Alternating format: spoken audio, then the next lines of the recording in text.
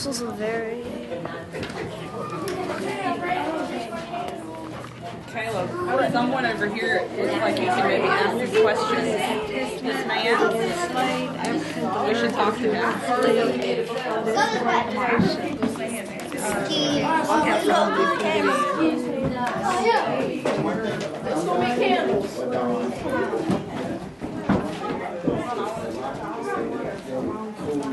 Thank you so much. I hope to see y'all in September. Yeah, y'all got my information. Give me a call if y'all want to come back and volunteer too, okay? Okay. All righty. Thank you. Coach Willis. That's amazing. It took us a whole year to make one book. She was talking about it. It was a story of okay. What she had, you know, she had put it together like when they came from Africa and oh, okay. things. Not I thought you were talking about going from slavery. Okay, trying to remember. It was a story because they couldn't, but it actually told the story. Yeah, and that's exactly. Yes. It's just, it's very, anyway. I like that. And you said the invention of wings? Yes. Yes. Oh, yes, it is. I mean, I'm in here in the so now that's two people that have said, okay, so it I just got gives me chills being here. After, I'm in the middle of that book right now, and it is, oh, it's so good. Oh, so good. I was sharing with them. You're welcome. Thank you. Hope to see you in September. I was sharing with them this building here is over 182 years old. 182 years ago, a slave made the bricks that build up this building. As you see in the picture there, you see fingerprints. You see the person's hand on the brick with the fingerprints. I actually have that brick in my office where the fingerprints are. But guess what? You're standing in a room of walls with hundreds of fingerprints in the walls. So one day I was doing a tour, and I told people the same story, and they challenged me. I always love a challenge. I had never seen the fingerprints at all in the wall. And so I was like, okay, all right. They called me on it, so they're here somewhere. And we went on the search together. The fingerprints jumped out at me. I'm going to show them to you. And I'm going to encourage you, because not every day do you get a chance to put your hand in the hand of a slave. Right here are 4 little fingerprints. Right here is another fingerprint. And if you look very closely at this one, a visitor pointed out to me that there are ridges, like the ridges in your finger. The ridges are right there. A lot of people try and take away from the fact that slaves were people, they were just property, they were just this, they were nobodies. But that fingerprint with the ridges lets me know that that was somebody. Yeah. Wow. They had an identity. So I encourage you, put your hand there, because no one else can say that they touched the hand of a slave. Ultimately, that's what you're doing. You want to touch it, You're Bonnie? reaching back 182 years and putting your hand in the hand of the person that made that brick. It's pretty cool. That is cool. It really is. Wow. Wow. That's chilling. And so I come in here quite often, and one day last week, I was like, I need to find some more fingerprints. And so I asked, it's going to sound really weird, we're not haunted or anything, but I was being for real. I said, listen, I need for y'all to show me some more fingerprints. Come on, walls, show me some more fingerprints, because those jumped out at me that time before. So I was looking, and I was like, I need to find some more. Come on, walls, show me, show me, show me. And I looked over here, and 3 more popped out at me. What popped out? Wow. You see them? What popped out? They're so faint. Right there. But they're right those there. people who once lived here. The people who made the brick 182 years ago, somebody had to make these bricks. And the person that made these bricks were slaves. Right here. Daddy, can we go somewhere else now? A great indentation. Right here, I told them, I said that the person that made this brick, he had an identity, or she had an identity. It has the ridges from your finger. I encourage you, put your hand right there. Not every day do you get to say that you touched the hands of a slave. Don't take it out. Don't take it out. Don't take it out. It's, Let's hold it. If that comes out, then this whole building might fall down. Yeah. Wow. Hey, lady. Can you tell us about how many people would have lived in one cabin? 6 to 8 slaves. One family, typically, or 2 families, depending on the size of the family. It was between 6 and 8 slaves. Yeah, there were 139 slaves here in 1843. That was the height of this plantation. So at the height of this plantation, between 6 to 8 slaves would have lived in a cabin. There were 20 cabins. 6 like this for the skilled slaves, like your cook, your blacksmith, your seamstress. They would have lived in cabins like this, close to the big house.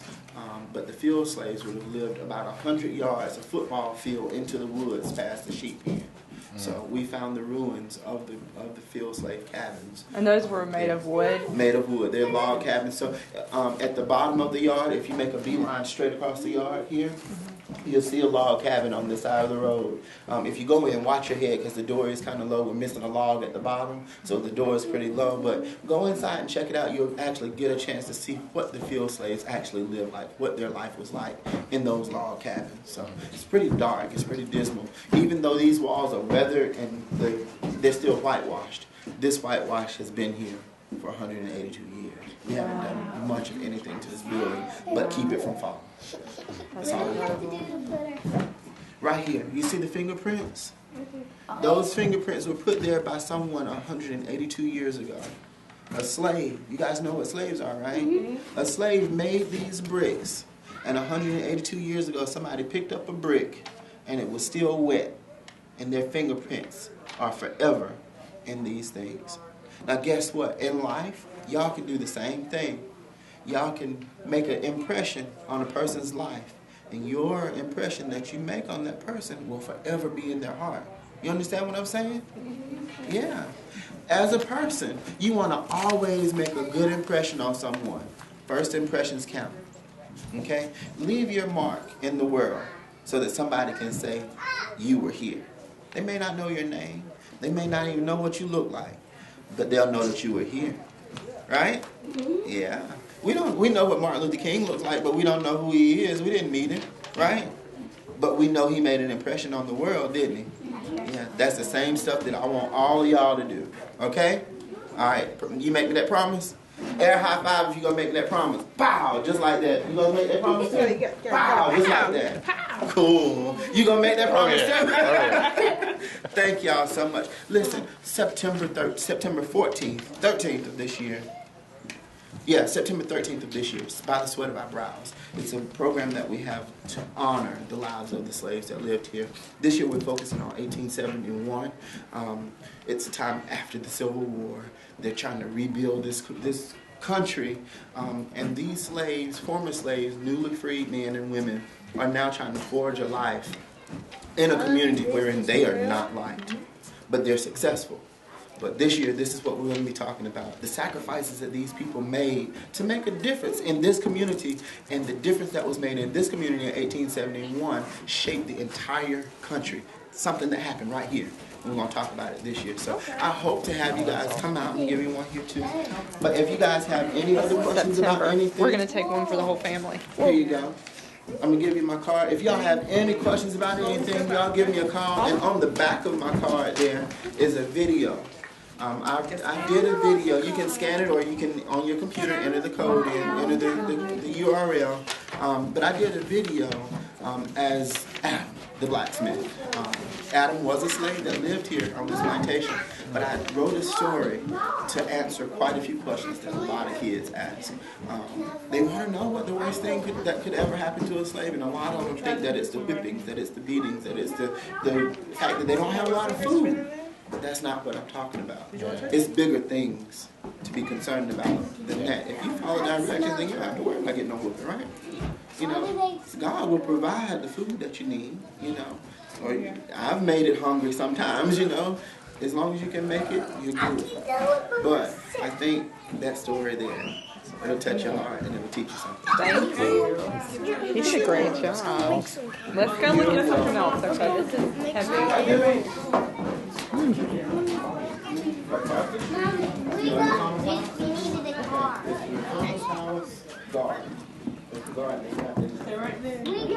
Look good. Where's your nephew? Mama, hold your hand. I put my water in your car. Thank you. You don't need to wash it. I heard it. I know. All right. Do you have the map, sweetheart? Or do you want to just go in a circle around? I just want to go anywhere. I want to talk to more history interpreters because I feel like that'll be good for your project, don't you? I want a candle. There's a woman up here we can ask questions to, sweetheart. Do you see her in the white bonnet? And there's some children as well we can talk to. I think that'll be good. How about we just go to the other side?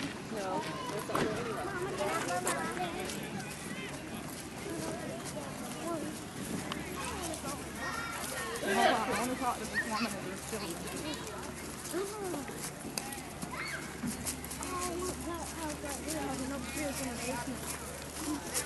Oh, look, there's bricks up there. Yeah, let's do it. I do. Let's try it out, man. Come on. Oh, that's a game they used to play, Caleb. Other people get ready to dress up. You look good. You look good in your apron. There we go.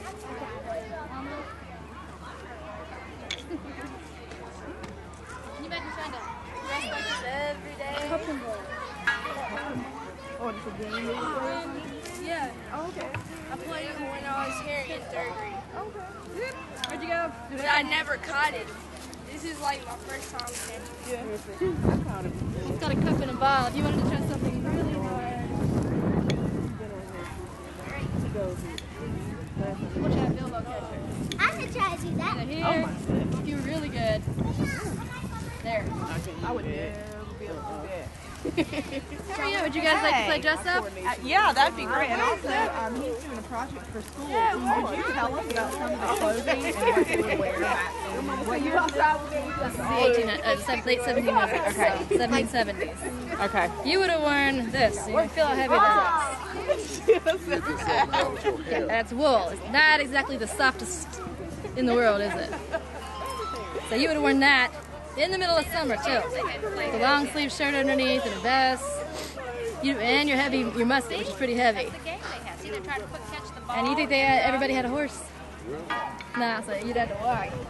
You get all nice and hot. And then you had your long sleeve shirt, your vest, your trousers, your shoes, your socks, Your and shoes you're would look pulling like around a this. gun. These are actually guys' shoes. Those are men's shoes? I mean, you can feel how heavy the shoes are too. Not exactly lightweight. And then on the bottom, you have the horseshoe. And then if you were a soldier, you would have had hobnails nailed into the front of it for traction, so you wouldn't slip and slide on the grass.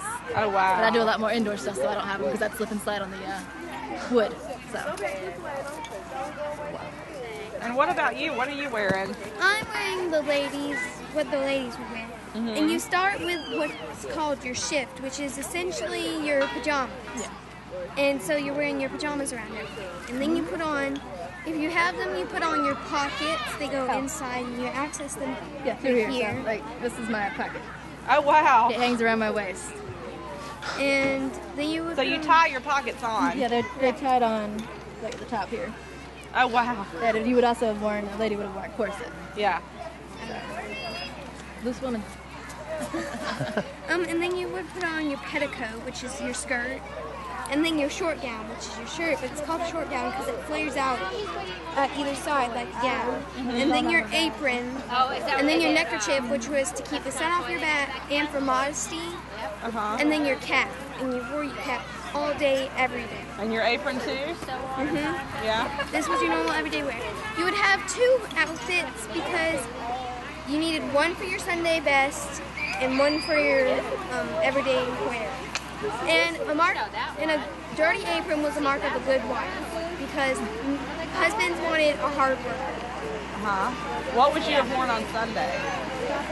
Something like this, except a little bit nicer. A dress if you had one. Like if they go and they would, like if they would barter for like a bolt of clothing, they would make like a dress out of it, and that was their Sunday best. And they would only wear it on Sunday best. You had 2 outfits. That's it. That's it. That's it. And heavy shoes and wool. They're doing hayride. They're doing hayride. Thank you so much. Oh, look at her socks. Are those socks or stockings? Those are socks. Mama, can we do a hayride? Well, right now that group's going to do it. We'll do it later, okay? Let's keep moving this way. We can They talk to just somebody else. finished. Oh, never mind. We want to go in the house? The candle dipping over there. Oh, we should do that. We'll go make candles, Caleb. He didn't hear me. I get it. Caleb. Ready?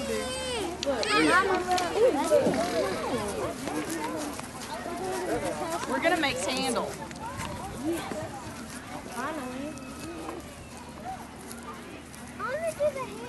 Hold on, I have to ask her how we get started at the candle line. Hey, how do we get started making candles? Head over to that table over there, and they'll give you a stick with a string on it, and they'll also tell you how to unjet the candles and what you should do. Okay, thank you. You're welcome.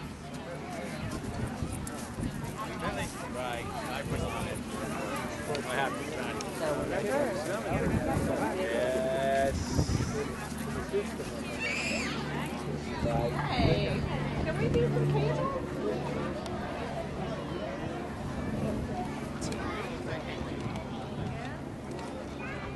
You want to do one, Mutz? Oh, I'm good. Yeah, I'll watch y'all make one. I want to make one. All right, so you're just gonna take this string and dip it in the pot that everybody's sipping in there. You're gonna walk around the circle and you're gonna dip it about 7 times. Okay. Each time you go around the circle. All right, so let's get in the circle. Just string. Right? Yeah, just the string, not the stick. Not that one. We're going to dip it in the one on the ground.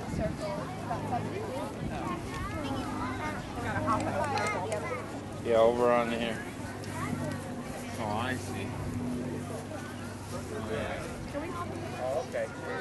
So I see it's emerging circle. 7 times, huh?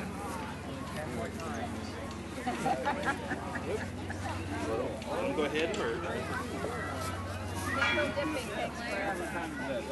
This is 6. Oh, this is 5 times. 2 more dips to go. All right. How many more dips do you want to do? Don't flash it on yourself. Hold it down. One more? All your magazine. Your coloring book. Very good. Stick in it. Make your candle.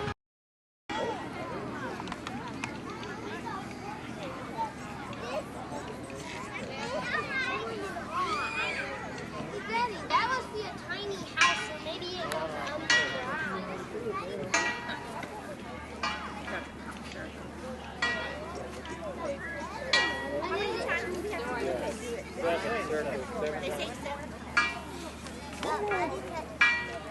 Okay, now remember, don't put it right after you dip it in, because then it's still going to be a little bit warm, okay? When you get about halfway down. Here we go. Go ahead. Okay. Dip it all the way down. Okay.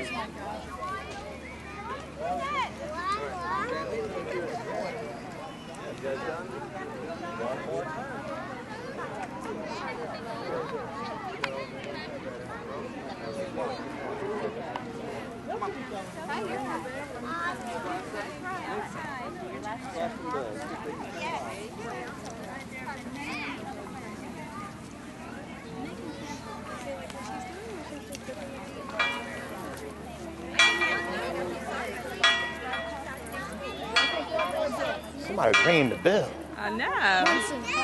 Yeah. Oh my gosh, it's wax. Bonnie's got some wax too. Because sometimes that sometimes that field is a little bit wet. But you don't have to play. Hit the bell.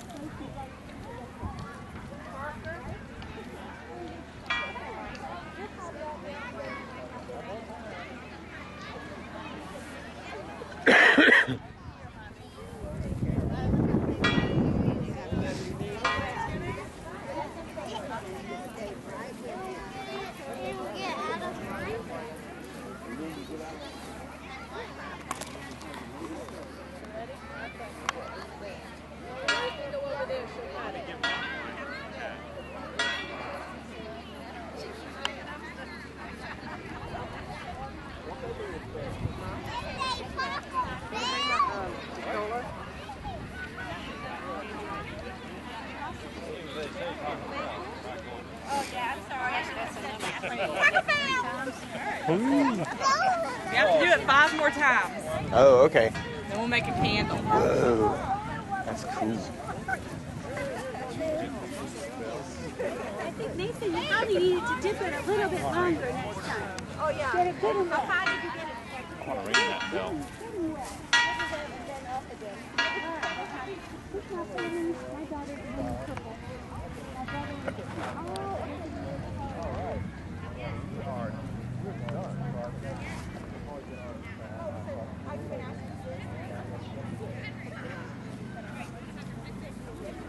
Look at the big horses.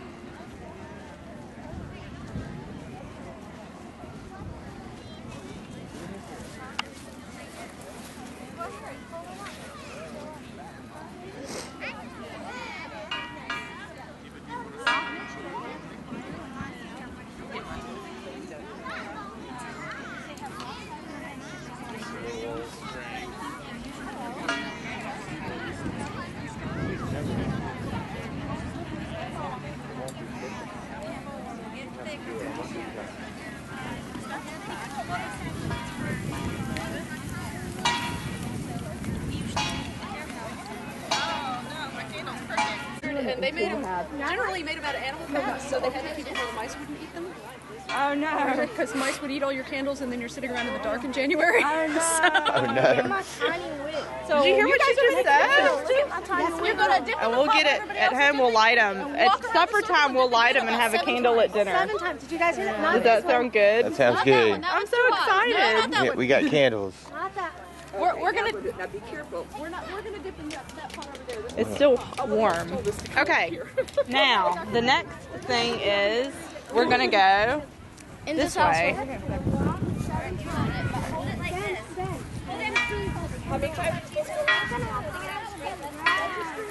I want to find out what that is.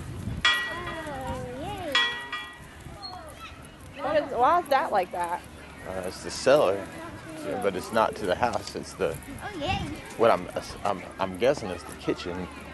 Maybe it's the blacksmith shop. Or Ooh, something. let's find out. Be careful. Oh, it is the kitchen.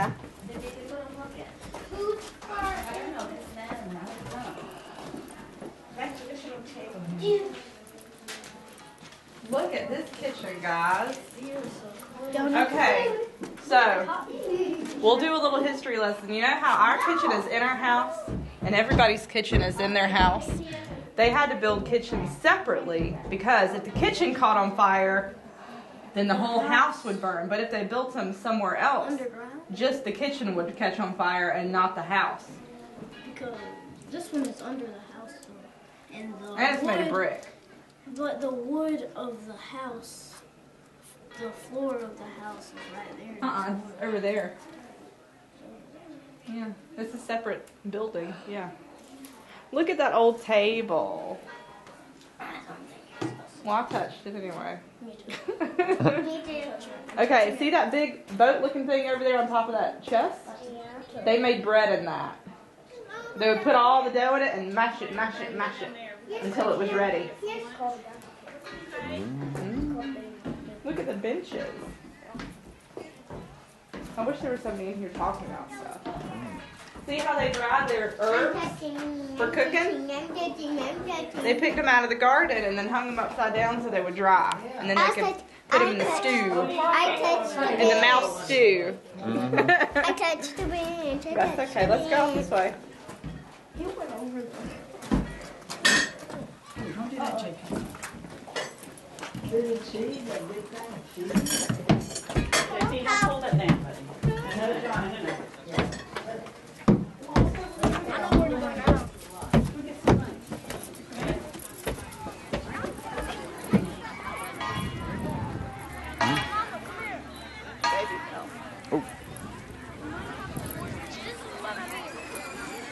That is where the kitchen is. Those little windows are, and that's the top.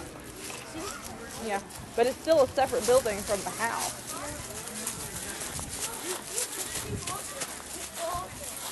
Mm-hmm.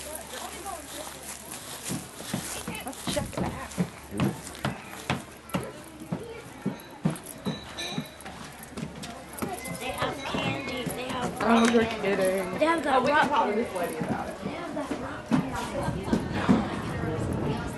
It's fancy.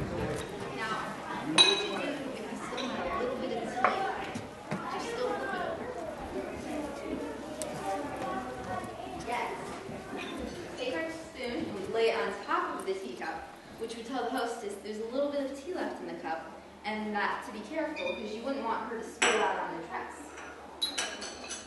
Now, tea parties, they were social events. The girls dressed up, the men wore fancy hats, everybody talked, it was social. And that was what they did. It was fun, it was social fun.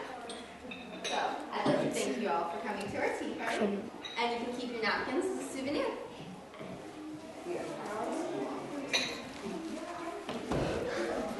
Okay, I want to go to the tea party and find out about it. It's important. It is. They have candy in there. You keep it. You keep your napkins. Come on, girls. Akia, would you keep your napkins?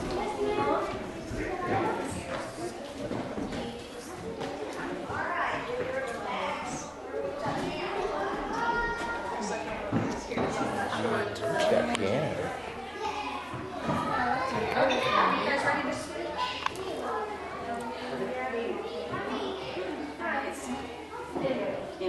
What's wrong with that mirror? Oh wow, it's probably just an old mirror. It looks like it was in front of a window though, doesn't it? Looks like it got burned. Yeah, it does. Thank you.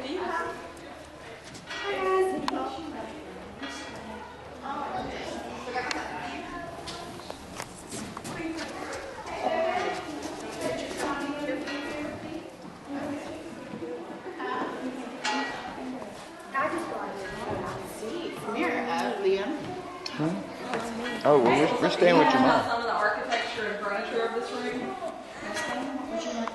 I want to know everything.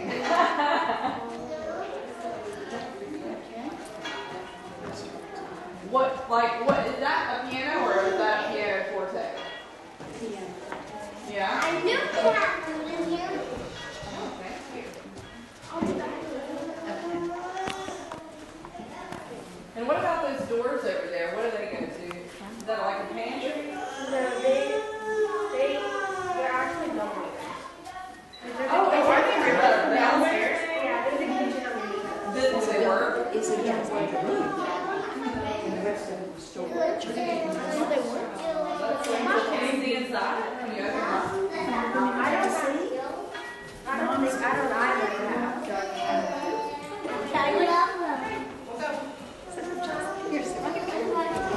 I see you again.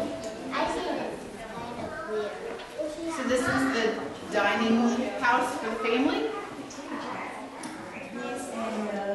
It was used as a dining room. Okay. The floor was originally here. It was used as a recital hall. It was used as a dance hall. It was used for political meetings. It was used for weddings. It was used for funerals. It just. So it was sort of an occasion. Okay. Bratton had a boarding school, and they had to have a place to, recite. So was the main cooking done for the house, though, done downstairs too? The main cooking was done in the detached kitchen. Oh, in that kitchen house, okay. For several reasons. One, if the kitchen, it was over the kitchen column for the house was burning. Number two, it's hot as blue blazes in the summertime. And number three, it kept the odors out of the house. So the residents So this kitchen was for entertainment purposes, the kitchen down below here? Mainly. It's down below, it was just a building, so. Oh, was it? Okay. It's a long, it was a storage thing. Okay. But it was for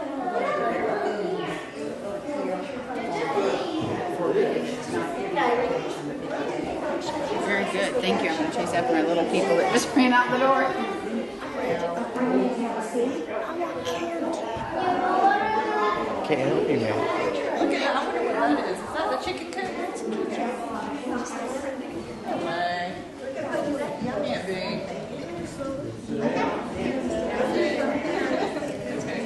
Can you hold this for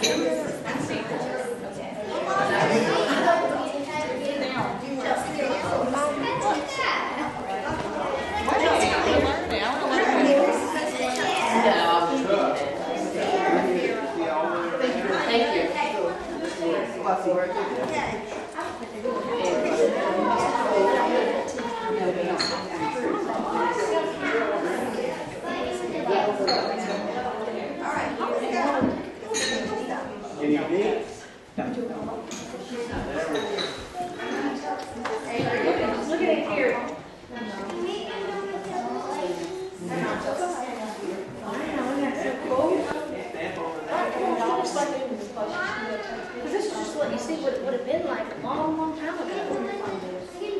Moms can sit at the table. We're just pretending. It's just pretending. We're going to get a snack somewhere else, okay? Dads and young men, they sit at the table if you like. Come on, Dad, young men.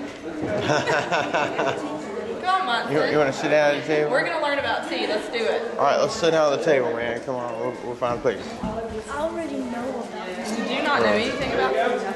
All right, well, I'm going to sit down. That's okay. We're going to learn why it's sitting like this, because there's a reason. No, right now. I got to catch up with the rest of the family. Okay. Well, we will be. He's a fancy cook. This is a pretend. And we are going to talk about how it would have been if you lived in this house a long, long time ago. Okay? Will you help me? Will you be my helper? Oh, yes. Okay. This is my help. Y'all want to come in and sit down? We're fixing to talk about tea etiquette. How are you? Oh, good. How about you? Fine. We're fixing to talk about tea etiquette during the Victorian period, and this young lady is going to help me. Okay. All right, I'm going to pull the chair right now. Would you sit down, down? Miss. I'm a pro. What is your name? Bonnie? Okay, Miss Bonnie is going to help us. Okay, now, we are at a very elegant pretend tea party. We are dressed up in our very pretty clothes and our hats. Our young men are dressed up in their suits and ties. And Miss Bonnie here is going to help me with some etiquette. All right, the first thing the young ladies and gentlemen did was sit up straight in the chair. Now remember, we're having fun. And the girls usually had on stays too, which helped them sit up straight. But she's going to sit up straight in the chair. Okay, now, what are her feet going to be doing? Are you going to have your feet crossed? Are you going to have them wrapped around your chair? No. You cross your ankles, don't you? No. You are going to be sitting in a chair with your feet at an angle, one foot in front of the other. Very relaxed. Sort of like you've seen Queen Elizabeth, how she always sits there with prim and proper, because tea was an English tradition, and that's where we got it from. So Miss Bonnie is sitting up straight. Her hands are folded in her lap. That's very good. Okay? And see, you're supposed to be having fun now. Okay? Back then, it was rude for more than one person to talk at once. So you would sort of take your turns, and if there was a period of quiet, then you could chirp in and do whatever you needed to do at that time. But we're getting ready to have our tea. So the first thing you would do is take your napkin, which was always a cloth napkin, open it up, and if you have a hard time opening up, it was proper to pick it up by the middle and shake it out. Sometimes they're so starch stiff it would be, and you would fold it over your lap, and you would fold your hands on top of your tea. So that is proper posture for your tea. Now I'm going to slide you up under the tea. Okay. Thank you for helping, Miss Bonnie. That was very good. Thank you.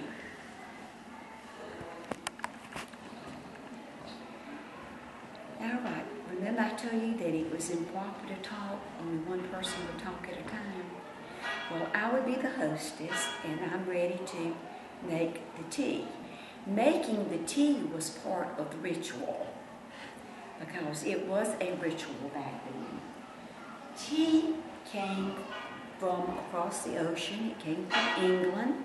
It was very expensive, and the young ladies have studied about the Boston Tea Party and the tax and all the controversy that goes around tea.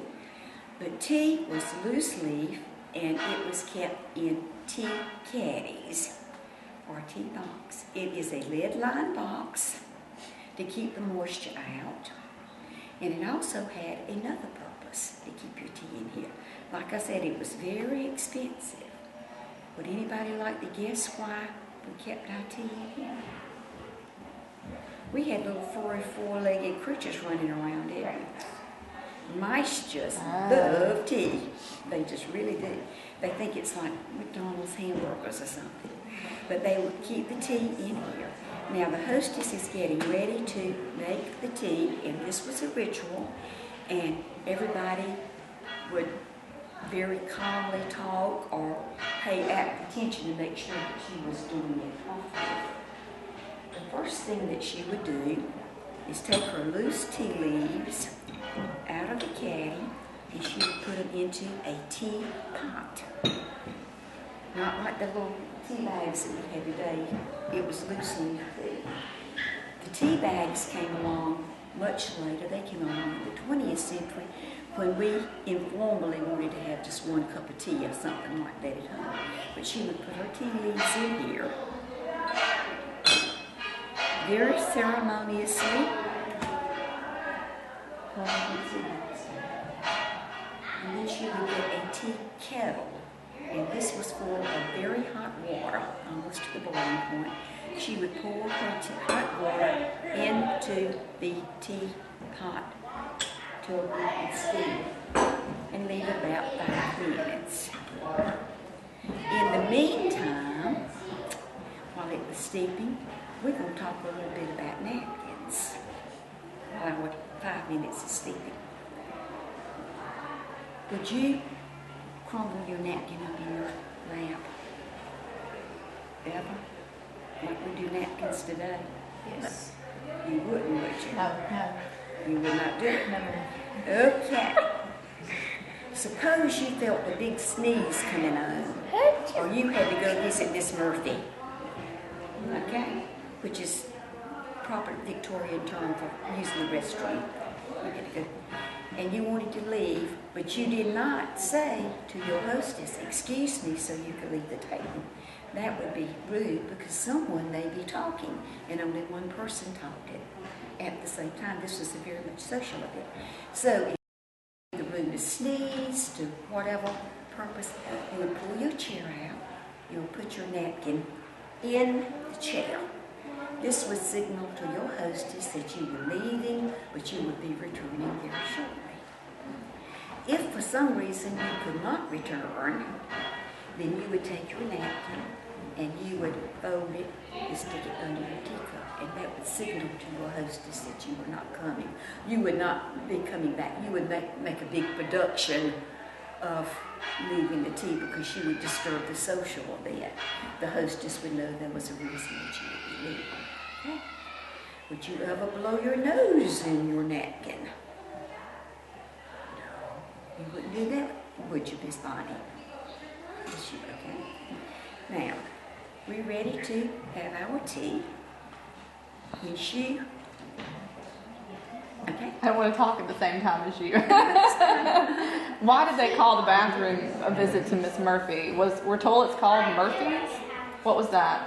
That was just the Victorian name for, you know, the restroom. Oh. Instead of the bathroom or the restroom or whatever, you know. Mm-hmm. You would say, not at a formal thing like this, but you would say, you know, I need to visit Miss Murphy. And that was just a very delicate way of saying that you used to use restroom. Yeah, okay, but Murphy, the significance... It has no name whatsoever. Okay. coming around and I'm going to be pouring my tea to everyone. You would not start drinking your tea until everyone had been served tea. And oftentimes they would have multiple teapots because a teapot would only hold 4 or 5 cups. But until everybody was served their tea, you would not drink your tea. Okay? Now, your tea is very hot, and it's time to drink it, and the scones have been passed, the sandwiches have been passed, or whatever. And your tea is very hot. What would you do? You pick up your cup, and you feel it's too hot to drink. Would you blow in it? Would you dump it in your saucer? No. And syrup out of your saucer? They did it one time. In the 1700s they did. And it was called saucering your tea. And you could blow in it or actually drink out of your tea saucer. But during the Victorian period you didn't. You do not have a spoon. But what you would do if your tea was very hot, you would take your spoon and you would very gently stir your tea. Would you do this bit? That would be rude, wouldn't it? But you would very daintily stir your tea so that it would not splash out. Now, we've had our tea. Your hostess would keep bringing your tea as long as your cup was upright. She would be making pots of tea because your cups were upright. Remember I told you tea was extremely expensive? You did not want your hostess to waste tea. But yet, it would be rude to say, no, I don't care for any more tea.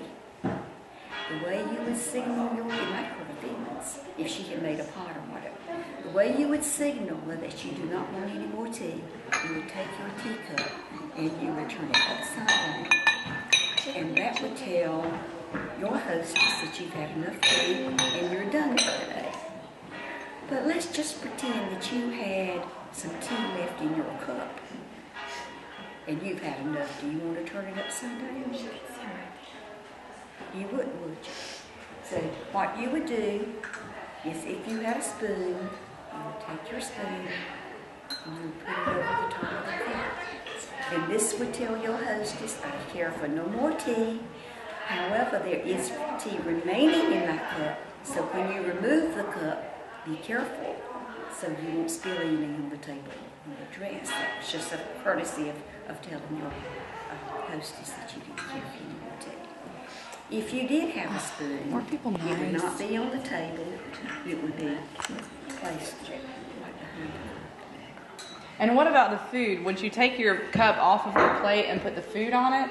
Or would you just have another plate for the food? Okay. And then the food would be in tiers or in layers. If it was a afternoon tea, some people say high tea, which is incorrect. But high tea simply means you're sitting at a table, okay? As opposed to a low tea where you'd be sitting in a room. It'd be an afternoon tea and you'd have another little plate. The first thing that would be served would be a sandwich, and it would be on the bottom tier. The second thing that would be served is a scone with clotted cream or curd, and then your savory or your sweets would be at the top. And that would be the last thing that you would eat, and you would eat in that particular. So you start at the bottom and work your way up. You have your savors first and work your way up. And the tea would go on and on and on. If nobody turned their cup up, they were having such a good time all dressed up. This was a social occasion, and the hostess got tired and she wanted to signal the end of tea. She would take her napkin and come over here and put it over the table, and that would signal tea's over. I'm not going to make any more tea. Wow. So people really had to pay attention. They had to pay attention. It was a social occasion. It was an occasion of decorum. It was an occasion of high dress. And it was quite a happening to be invited to an afternoon tea. On an afternoon tea, you would always send out a formal invitation, just like we would do a shower or a wedding or something today. If you happened to drop by and the family was having tea, you would never ask to have tea. The family could leave the room or whatever, but the nice hostess would always ask if they would like to have tea and if they could have already had tea. But the interesting thing about it is, if you were having afternoon tea and you didn't have your cups out, everybody carried their teacup with them in their pocket. This is the pocket of my dress. But they had a pocket which was actually a pocketbook. And if you went to a house that was not a nice palatial house like this, you didn't want to embarrass the hostess because she knew you had a cup for wood. And if she would ask you, would you like to have tea, you would say, yes, thank you, and you pull your cup out. And that would not embarrass her if she did not have a matching set of teacups. Also, during the Victorian period, ladies often carried their own cups to tea because they were in very ornate, pretty boxes, and they wouldn't show off their boxes. So taking tea was very much a social event. It was a time to show off your pretty clothes. It was a time to show off your good manners. It was a time to socialize and have fun. And it was a time to outdo your neighbor, because if they had one type of sandwich, then you may say, when I have my tea, I'm going to have 2 types of sandwiches, or I'm going to have 2 sweets. So it was sort of a preening time where you preened with others, unfortunately. And so these teas would have been just for women only? Women and gentlemen. Mm-hmm. Most of the time when the formal tea parties, they were for women. Mm-hmm. But it was for them. And this really and truly happened. This has nothing to do with formal tea, but it really is a little tea story that happened. That was in Charleston, one of the plantations. It was Middleton Plantation. He had a guest over from France, and the man from France did not know the tea custom. He didn't know when you finished your tea, you turned your cup upside down.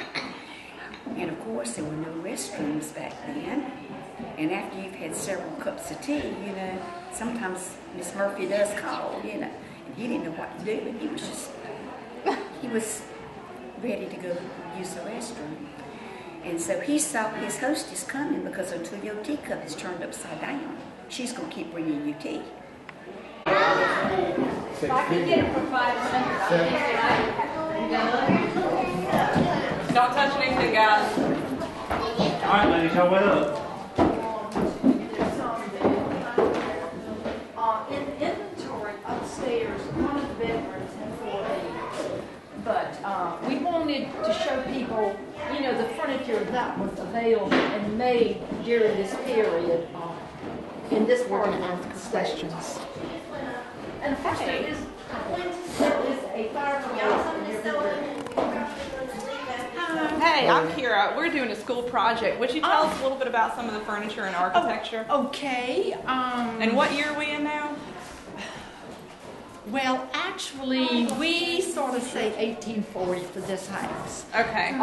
Brattons lived here from 1823 until 1950. Okay. So basically anything can go. Okay. Okay, the house was started. Are you doing the project? Yeah. Okay. Well, I'll tell you. But the house was started in 1823. It took 3 years to build. Cost $500. Practically all of the materials that went into the building of the house came from the plantation. The house is made out of pine. They did wainscoting, the graining. Pine was an ugly wood, so they would decorate the walls with graining, which was drawing the outline of the grain of the wood, on wood in colors. Your red, yellow, blue, and green were very expensive, so you didn't see those much.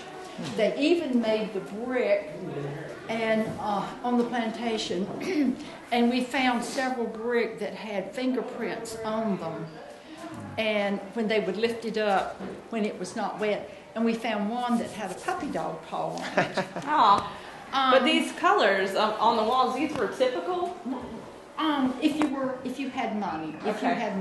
Like I said, red, green, blue, and green, red, yellow, blue, and green were your more expensive colors. Most of your wall coloring is beigey or white, the whitewash. Gosh, let's see. Just ask me questions. Okay, well, so if Miss Bratton and her family were hanging out on a Saturday, would they just be in here around the fireplace, or would they be in a more formal room? What would they be doing? Well, actually, she would be working. I mean, Try and get a shot of something, man.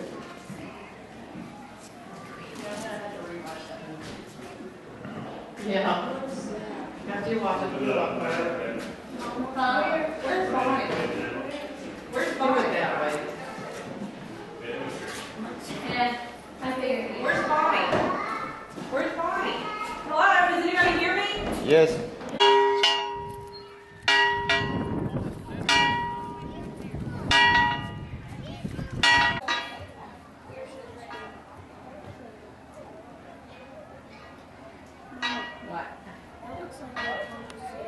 Off the enemy's retreat at the west end, Whig prisoners who had been up in Williamson's corn crib.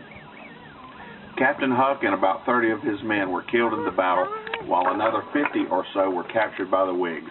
Many of these prisoners were wounded. Only one Whig was killed at Huck's defeat, a man named Campbell from Chester County. Campbell had captured a Tory and escorted him to the Williamson house, but as Campbell turned away, the Tory drew a pistol from his coat, shot Campbell dead, and escaped. Although it lasted less than 15 minutes, Huck's defeat was an important morale boost for the Patriot cause in the South Carolina backcountry. Coming 2 months after the British capture of Charleston, Huck the first battle in which the South Carolina militia defeated a force of British regular soldiers, and it paved the way for the larger Patriot victories at Kings Mountain and Cowpens later that year. Huck's defeat brought hundreds of volunteers into General Sumter's camp, and it set the stage for much of the partisan warfare that took place in the backcountry in the summer and fall of 1780. This is the site of the Williamson's plant, or as is better known, the Battle of Huck's defeat. Look at the map on the viewing platform to orient yourself to the landscape as it appeared in 1780. The plantations of Colonel William Bratton and James Williamson were located on the South Fork of Fishing Creek in what is now York County, South Carolina. In 1780, this area was part of the new acquisition district of the South. Set out from there, the Whigs traveled on horseback up the Rocky Mount Road from what is now Chester County and arrived at the Bratton Plantation from the south. They dismounted and divided their forces. One group under Colonels William Bratton and Andrew Neal marched to attack from the west, while another group under Colonel Edward Lacey and Captain John McClure advanced to attack from the east. A smaller detachment under Captain James Reed was sent to block the enemy's escape at the far west end of the lane. Lacey and McClure had to traverse some heavy wooded areas and were delayed in reaching their position. Number 3. Oh, well, that was number 1. I've already done that. Oh, okay. The sun was about to rise when we attacked the Tory militia under Colonel Ferguson. He and some of his men was killed the first onset. The rest run and chiefly left their horses, though saddled and ready to mount. Here we did not stop 1 minute, but went on to commence an attack on the British horse in a clear, open, old field. We was paraded in about 100 yards from them. Captain Huck, by the time he was mounted, was shot dead, with several of his men killed and wounded. Chiefest part of the rest run off, left behind them their horses, saddles, pistols, and we was in full possession of the field in 5 minutes without the loss of a single man either killed or wounded, as I am well convinced the enemy during the action never fired a single gun. I can say on this day both officers and privates behaved brave in the defense of their country. Colonel Richard Wynn, Fairfield County, South Carolina. We found the enemy about daybreak at Williamson's Lane. We divided our men into 2 divisions, then rushed on to the attack, every man his own commander. We heard the words, "Boys, take over the fence," and our men rushed after the British and Tories as they fled before us. We then pursued the dragoons. Johnny Carroll led the way. I was next to him, and Charlie Miles next. We halted to fire, and both Miles and Carroll fired at the same time and brought down Captain Hook of the British Dragoons. Both claimed the honor, but it was decided that Carroll killed him. We three then went and went on to the house to join the balance of our company, but the enemy had fled. Victory was ours. The first sight we saw was three old gray-headed men who were put in a crib and guarded by a British soldier. When the fellow went to get out of the crib, the old men, inspired with courage at the sight of the Whigs, took him prisoner. Our loss was one man killed. Private John Craig at York County, South Carolina. Your Covey. I'm not even sure what that accent was. I think it was Braveheart. I think it was Braveheart, which was another war. Different wars. Musket ball. Or rifle ball. Because what you could do is, if it's sitting up there loaded, ready to go, and you say, okay, well, I don't want to shoot this, but I want to put my spark so that I can light my fire. So then open up the pan of it, stick the feather or a tag, you got that. Goes from the pan into the charge. Put your phone in there. Walk it up.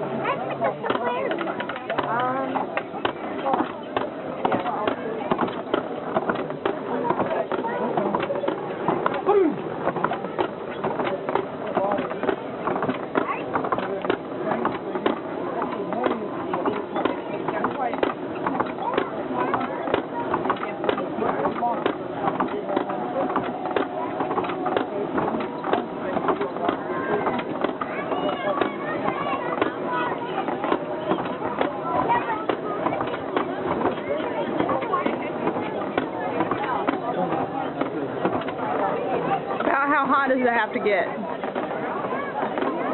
2100 degrees. Wow.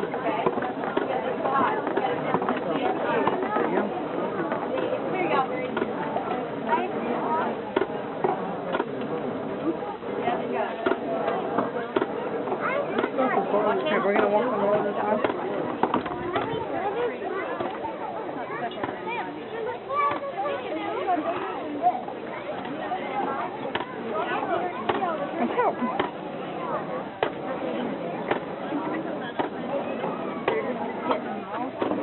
What are you guys making today? Well, I took 2 pieces of something that looked like that. Uh-huh. I am making reproduction. You want to jump like that, you got to get some great hands.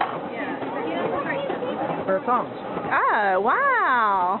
So I'm going to take these, I'll drill the hole and put a rivet in there so that I'll make a pair of tongs for me to be able to grab a piece of steel out of the fire.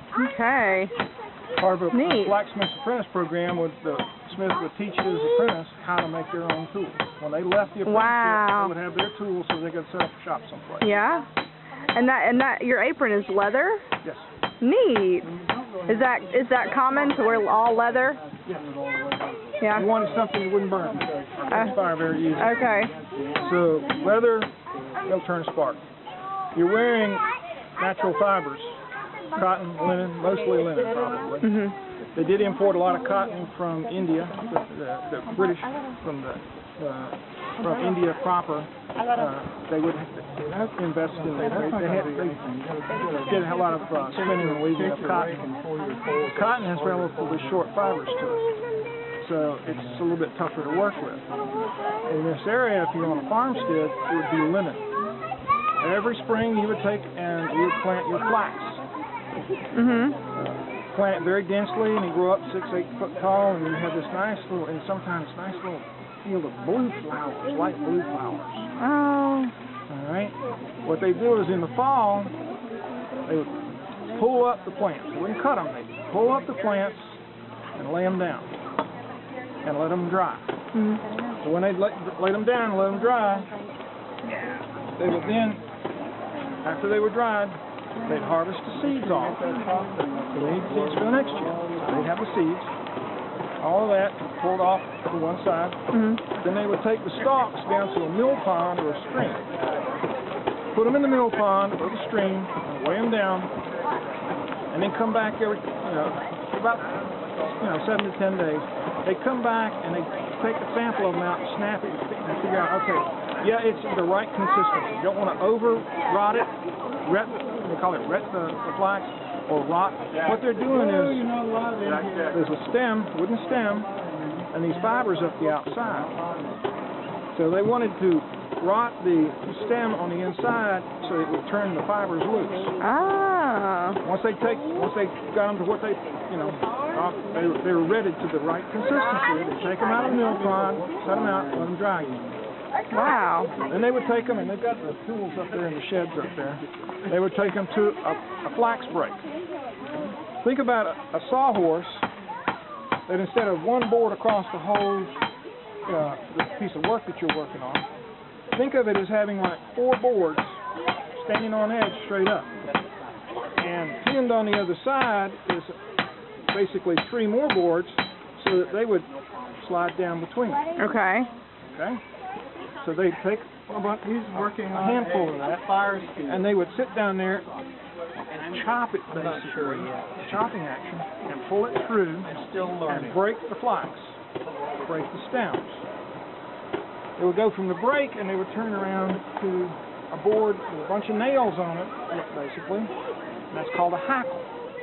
Take those, roll them through the hackle, pull all the sticks and stems out, and those long, really strong fibers, 3-4 feet long. Now you take that and you run that through a spinning wheel, and the flax wheel is different than the cotton wheel. It's a little smaller, right?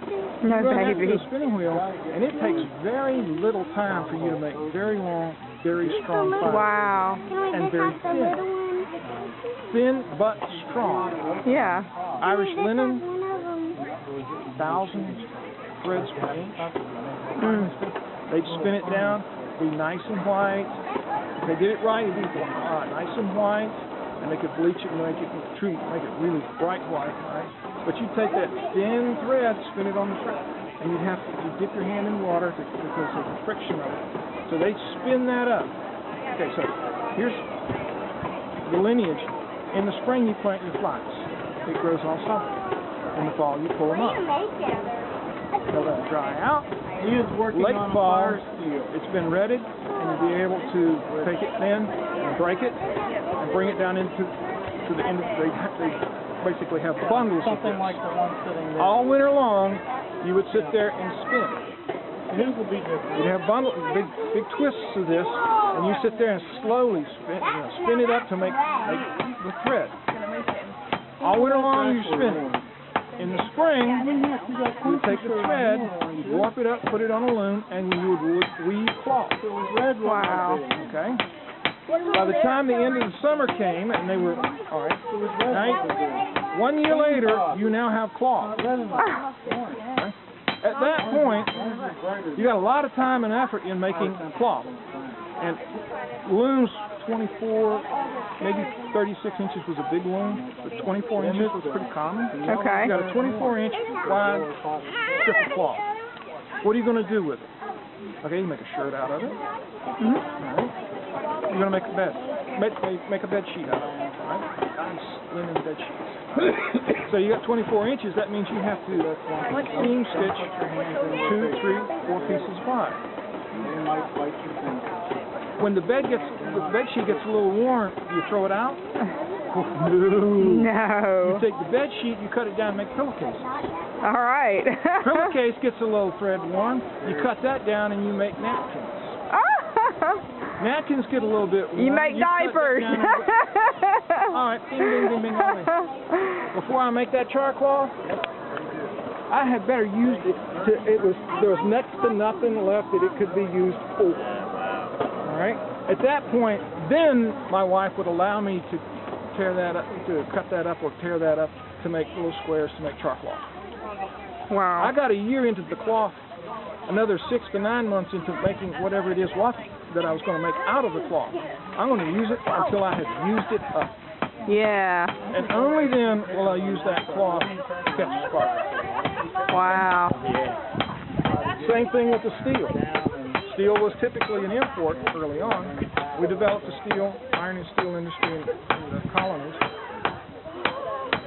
Steel was hard to make. It was an art is as much more so than a science of making steel. Iron, all kinds of iron. And iron is easier to work. Softer, heats faster, it's easier to shave. That's great. But steel will hold an edge. You can harden steel, and you can use it for anything, like hold an edge for tools, that sort of thing. If you had a piece of steel, and that steel had been used to make the plane of a big bench plane, right? For a carpenter. Nice big piece of steel. Oh, it's right? not. It's not that far. I walked over Works it, shapes it, gets dull, sharpens it up, right? But if it gets to the point where it's no longer workable, are they going to throw that piece of steel out?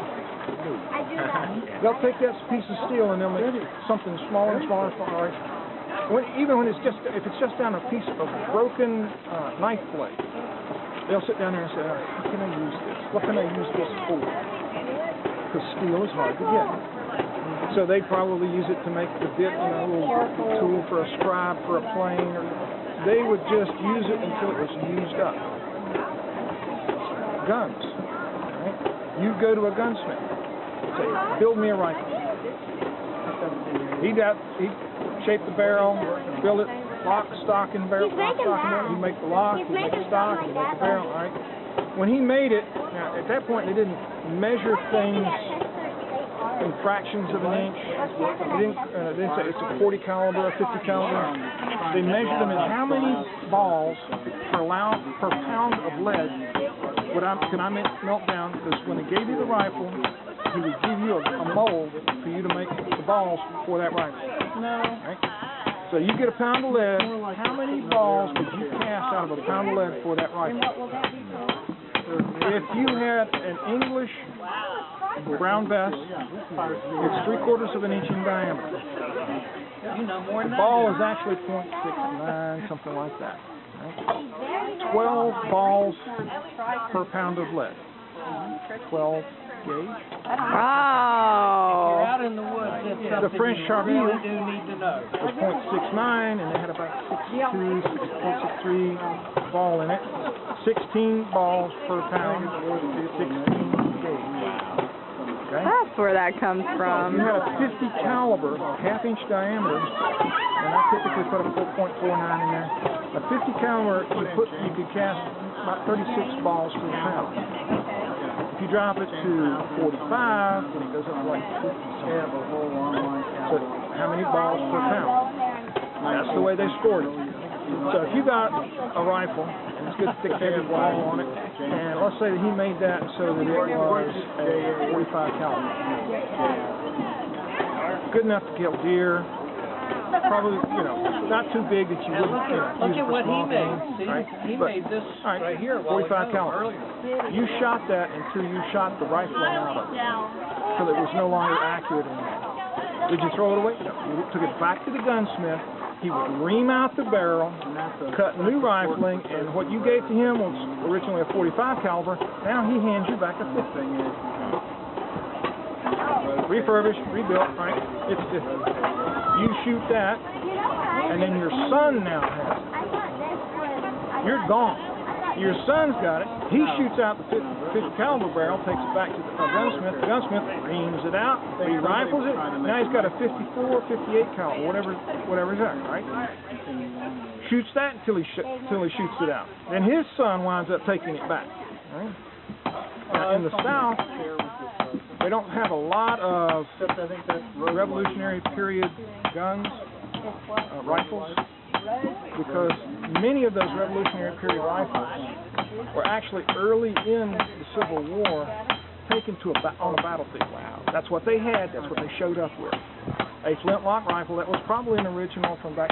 Not a fancy presentation, all kinds of silver and gold inlay and all this other. This was a hunting rifle. It was lost on the battlefield. Wow. Captured, recycled. They take them, run them back into one of the steel mills up north, recycle that, be able to generate modern rifles out of it. So the only thing that you really see these days are the wall hangers, the commemoratives, the fancies. the working rifles, they use them till they use them.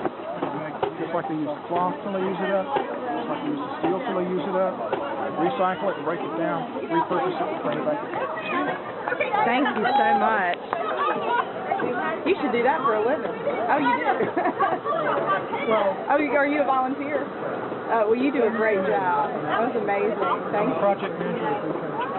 Oh. Well, I'm sure you do good at that, too.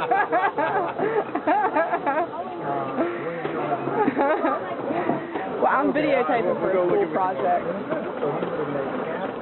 Oh, Caleb's running. All right, let's go see what Caleb's running to. No pongas muy cerca que se te It's okay. You can erase that.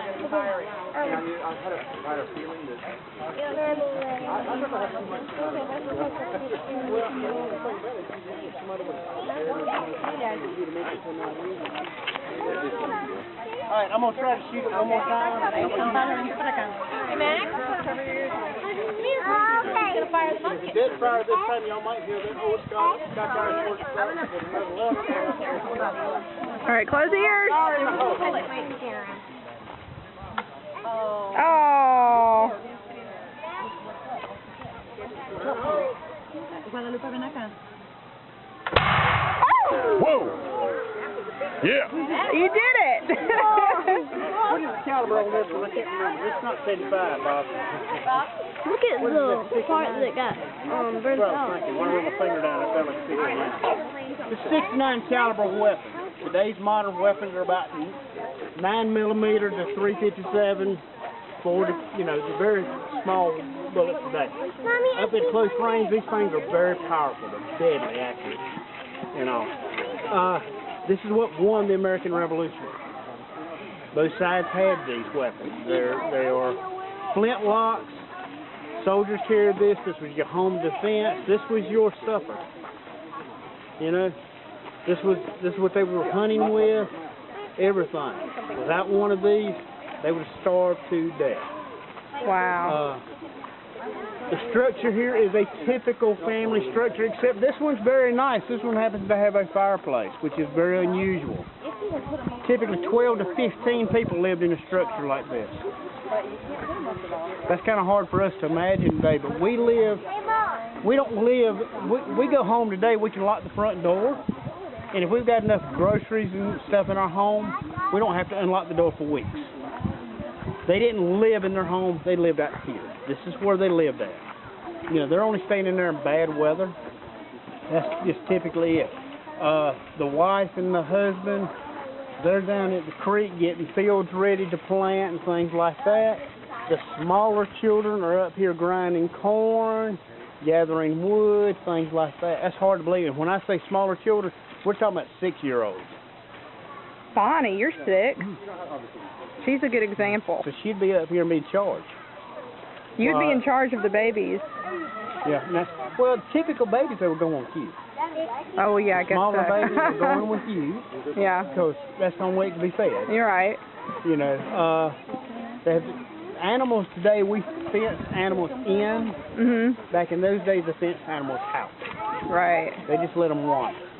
But I mean, it was a hard life, but it was a good life. They were very proud of what they accomplished.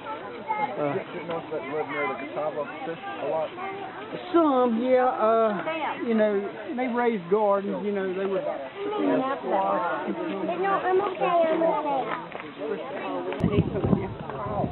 That's a video. Bing. Oh, no, it wasn't, sweetheart. Sometimes when you press it, it don't read it. Sometimes you gotta press it twice. I did press it twice. Oh, yeah. Maybe that's why it didn't work. Maybe you turn it on and then turn it right back off. Oh, well, this weird stuff happens to me all the time. I'm just used to it. Caleb, are you having fun? Cool woods, man. There's a good guy here.